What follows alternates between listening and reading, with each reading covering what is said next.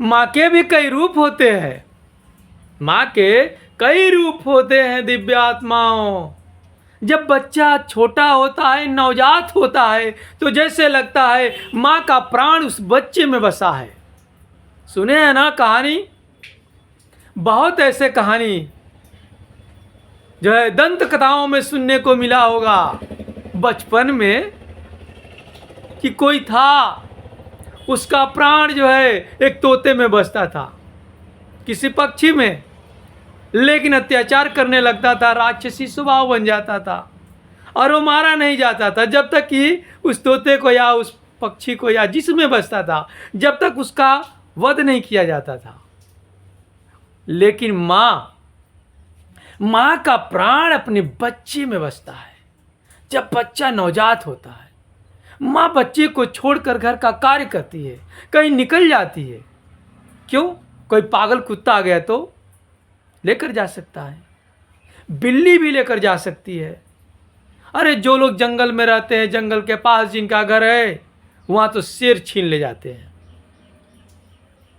बहराइच की बात है, अभी जल्दी ही जग हुआ था, गए थे तो वहाँ पता चला, गोद में से छीन लेते। सोचिए कितना निर्मम हत्या होता है, कितना तड़पन होती है उस माँ का प्राण जिस बच्चे में बसता है।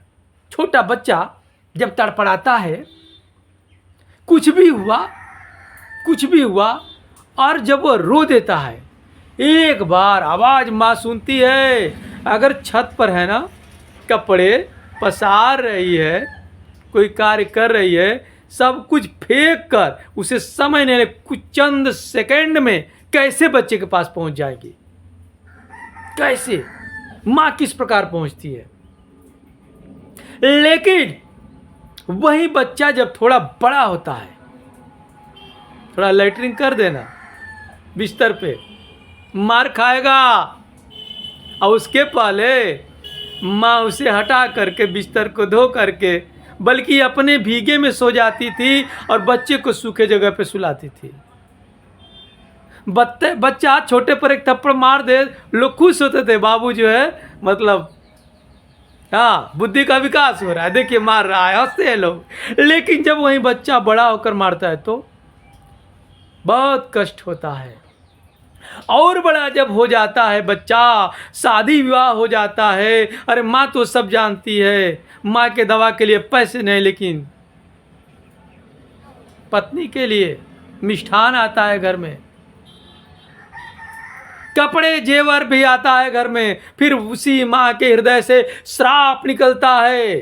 वो माँ जो बचपन में अपने प्राण को उसने बसाई थी, फिर उसी माँ के हृदय से वह श्राप निकलता है ना, वह आह निकलता है जब वह माँ तड़पाई जाती है। कितने बच्चे तो अपने माँ को मारने लगते हैं, केस पकड़कर मारने लगते हैं, भद्दी भद्दी गालियां तक देते हैं। कैसा है यह समाज है? क्या इसी समाज का स्वप्न देखे थे?